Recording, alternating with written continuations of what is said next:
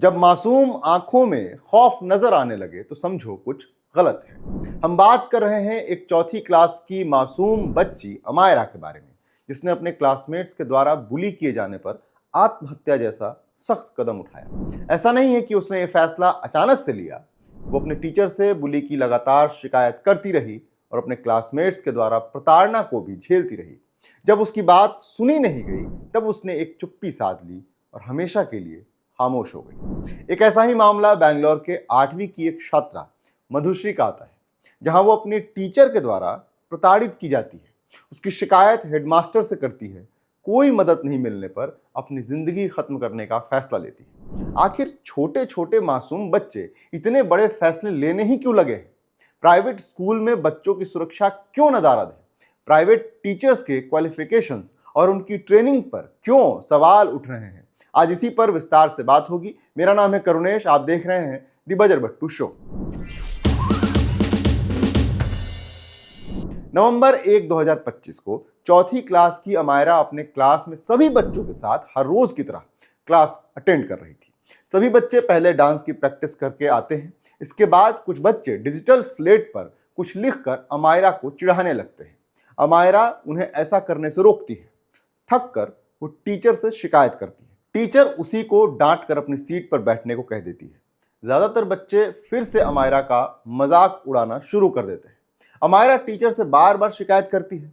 फिर वो अपने ग्राउंड फ्लोर की क्लास से चौथी मंजिल तक सीढ़ियों से जाती है और वहां से छलांग लगा देती है। हॉस्पिटल पहुंचते पहुंचते दम तोड़ देती है। जब यह घटना पिछले साल हुई थी तब पुलिस की जांच में कुछ ज्यादा सामने नहीं आया था। आपको बता दें कि इस घटना की यह वीडियो अमायरा के माता पिता ने ही शेयर किया है। सवाल है कि पुलिस की जांच में ये सीसीटीवी फुटेज सामने क्यों नहीं आए? अमायरा के परिजनों ने पुलिस जांच पर सवाल उठाए हैं। उन्होंने पुलिस को जब भी मामले की तफ्तीश से जांच करने के लिए कॉल किया, उनके कॉल को बार बार काट दिया गया। उन्होंने नीरजा मोदी स्कूल के फाउंडर सौरभ मोदी, प्रिंसिपल इंदु दुबे पर जांच को प्रभावित करने का आरोप लगाया। बुली करने वाले बच्चों पर भी जुवेनाइल लॉ के तहत एक्शन लेने की आग्रह की। स्कूल के अभिभावक संघ ने प्राइवेट स्कूल के बच्चों की सुरक्षा के प्रोटोकॉल पर सवाल उठाए। सीबीएसई बोर्ड को भी ऐसे स्कूलों को सर्टिफाई करने पर सवाल उठाए गए हैं। अब आते हैं बैंगलोर के 14 साल की मधुश्री की आत्महत्या करने वाले केस पर। मधुश्री एस मरासुरु सरकारी विद्यालय में कक्षा 8 की छात्रा थी। उसने बुधवार रात अपने घर पर फांसी लगाकर आत्महत्या कर ली। गुरुवार सुबह में उसकी बड़ी बहन ने उसे फांसी पर लटका पाया। उसने एक डेथ नोट छोड़ा था। उसमें उसने बताया कि स्कूल में उस पर एक झूठा इल्जाम लगाया गया था।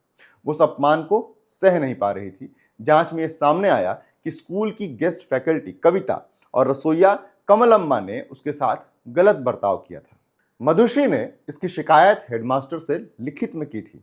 सवाल यह है कि ऐसा कौन सा आरोप मधुश्री पर टीचर कविता ने लगाया था जो उसके लिए सहना इतना मुश्किल हो गया कि उसने एक कदम उठाया। मामले की जांच अभी पूरी तरह सामने नहीं आई है। आखिर छोटे छोटे मासूम बच्चे इतने बड़े फैसले लेने को मजबूर क्यों हो रहे हैं? इसके कारणों पर एक नजर डालते हैं। अलग अलग वैश्विक और भारतीय मनोवैज्ञानिक स्टडी के अनुसार जो बच्चे स्कूल में बुलिंग का शिकार होते हैं उनमें आम बच्चों की तुलना में आत्महत्या के विचार आने या प्रयास करने की संभावना 8 से 9 गुना अधिक बढ़ जाती है। हालिया शोध के अनुसार जो लड़कियां स्कूल में बुलिंग का सामना करती हैं उनमें आत्महत्या के प्रयास की संभावना बुलिंग न झेलने वाले लड़कों की तुलना में लगभग 6 गुना तक बढ़ जाती है। रिपोर्ट में दिए यूनिसेफ के आंकड़े के अनुसार भारत में 25 से 24 साल के हर 7 में से लगभग एक युवा खराब मानसिक स्वास्थ्य, अवसाद जैसे लक्षण या जीवन में रुचि की कमी का सामना करता है। मार्च 2023 के संसदीय उत्तर के अनुसार 87% सीबीएसई स्कूल काउंसलर रख रहे थे, मगर यह सच्चाई कागज में कितनी थी और जमीन पर कितनी कोई नहीं जानता। अक्सर सीबीएसई स्कूलों में कम वेतन पर अनक्वालिफाइड टीचर्स को रख लिया जाता है। उन्हें टीचर ट्रेनिंग भी नहीं मिली होती ताकि वे बच्चों के मनोदशा को ठीक तरीके से समझ सके, ताकि वो सभी बच्चों को एक समान ट्रीट कर सके। सच तो यह है कि हमारे देश के सरकारी या प्राइवेट दोनों ही स्कूलों की हालत इस मामले में कुछ खास अच्छी नहीं है। हमारे स्कूलों में मेंटल हेल्थ डे महज एक जयंती के रूप में मना लिया जाता है, लेकिन क्लासरूम में वो माहौल नहीं बनाया जाता जहां बच्चे कंफर्टेबली अपनी बात रख सकें, सेफ महसूस कर सकें, ताकि उन्हें तनावग्रस्त जीवन जीना ना पड़े, उनका बचपन उनसे न छीन जाए और वे आत्महत्या जैसे कदम उठाने पर मजबूर न हो सके।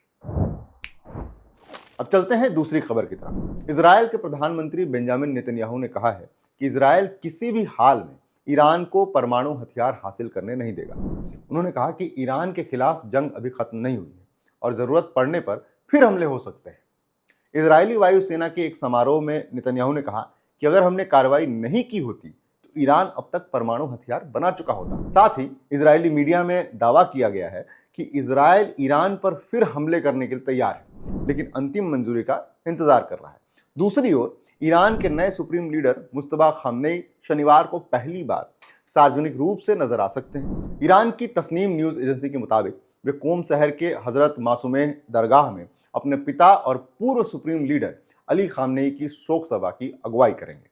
तो आज की द बजर बट्टू शो में इतना ही था। अगर आपको हमारे शो पसंद आ रहा है तो आप हमारे चैनल को सब्सक्राइब भी कर लीजिए। बाकी मिलते रहेंगे सोमवार से शुक्रवार। शुक्रिया।